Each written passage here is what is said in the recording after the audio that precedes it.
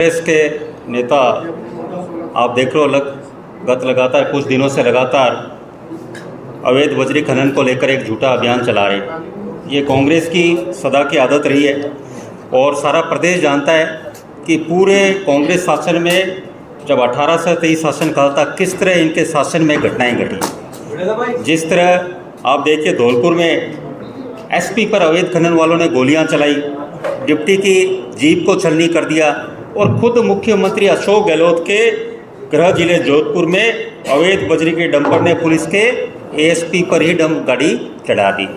और ना सिर्फ ये बल्कि इन माफियाओं के उस समय इतने हौसले बुलंद थे कि पुलिस वालों पर गोलियां चलाना, अवैध खनन पर परिवहन करने वाले कई मासूम लोगों के नागरिकों को कुचल दिया गया था। जयपुर में भी इस तरह की घटना हुई थी, पूरे प्रदेश में इस तरह की घटना हुई। और अवैध खनन ना सिर्फ बजरी चाहे पत्थर, कोई ऐसा नहीं हो जिसमें उसमें कांग्रेस शासन के कहीं ना कहीं इन्वॉल्वमेंट नहीं रहा। मैं कांग्रेस के नेताओं से पूछना चाहता हूं कि हम भी सदन में सदस्य रहे, आप ही के विधायक सांगोद से आने वाले, वो हमेशा प्रश्न पूछते थे अवैध खनन को लेकर लगातार विधानसभा में। हमेशा उनका यही था कि जितना उनके स्वयं के शब्द थे माननीय विधायक के कि जितना खनन उस कांग्रेस सरकार में, तत्कालीन कांग्रेस सरकार में खनन माफियापन पे राजस्थान के इतिहास में कभी वैसा कार्य नहीं हुआ था। ये उनके कांग्रेस के विधायक के शब्द थे, वरिष्ठ विधायक जो उनके रहे, पूर्व मंत्री भी रहे। बौखलाए हुए गहलोत जी ने फिर बाद में कहा कि हम मुझे अधिकारियों के कि अवैध खनन के लिए मुझे वीसी करनी पड़ रही है। ये शब्द थे तत्कालीन मुख्यमंत्री अशोक गहलोत जी के।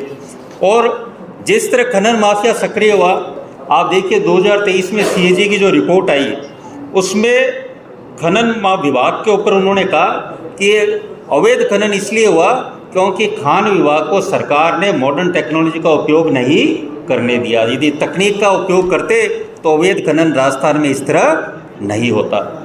तो आप ये देखिए, और जिस तरह सीबीआई की 27 स्वीकृति को विड्रॉ कर ली गई थी वो इसीलिए की गई थी, उसमें एक कारण ये भी था बड़ा कि उनको था खनन माफिया पर कहीं जांच नहीं आई, इस वजह से तत्कालीन मुख्यमंत्री अशोक गहलोत द्वारा सीबीआई से जांच विड्रॉ की गई थी राजस्थान सरकार में। और आप ये देखिए, कौन भूल सकता है कि ब्रज की उन पवित्र पहाड़ियों में किस तरह अवैध खनन हुआ, जिसको लेकर महंत विजय दास जी को आत्मदाह करना पड़ा। और महंत विजय दास जी को ये देखो, ये साधु संत अवैध खनन को रोकने के लिए ब्रज की पहाड़ियों के लिए कांग्रेस के वरिष्ठ नेता प्रियंका गांधी से मिले, लेकिन कोई कार्रवाई नहीं हुई क्योंकि खुली छूट दी गई थी पूरे राजस्थान में अवैध खनन को लेकर। मैं बताना चाहता हूं कि जब से माननीय मुख्यमंत्री भजनलाल शर्मा जी की सरकार आई है तो आप देखिए प्रदेश में मजबूत इच्छा शक्ति के और माननीय मुख्यमंत्री जी के जीरो टॉलरेंस टुवर्ड्स भ्रष्टाचार और गलत कार्यों के प्रति, अवैध खनन के प्रति सरकार के लगातार कार्रवाइयों से इन घटनाओं में भारी कमी आई है।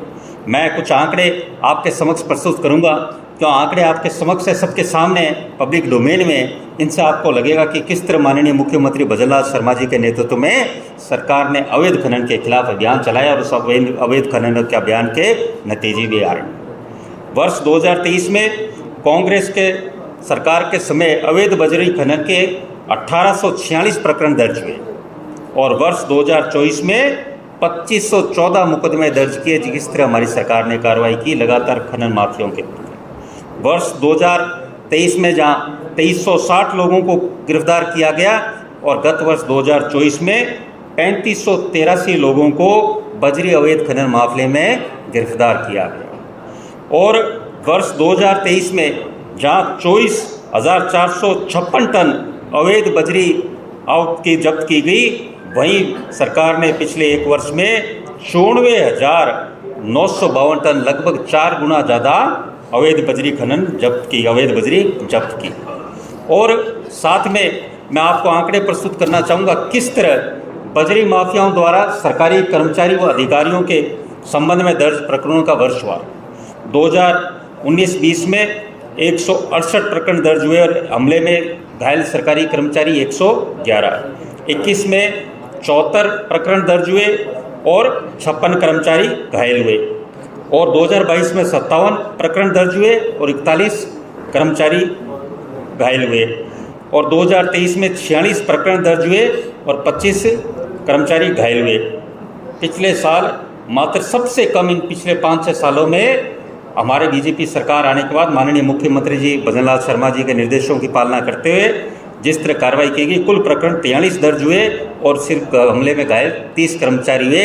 और आपको विश्वास दिलाते हैं माननीय मुख्यमंत्री जी के नेतृत्व में इस साल और कठोर कार्रवाइयाँ होगी और जो भी कर्मचारी के खिलाफ कार्रवाई कर्मचारी के साथ गलत सलूकी करेगा उसके खिलाफ सरकार और कठोरता से कार्रवाई करेगी।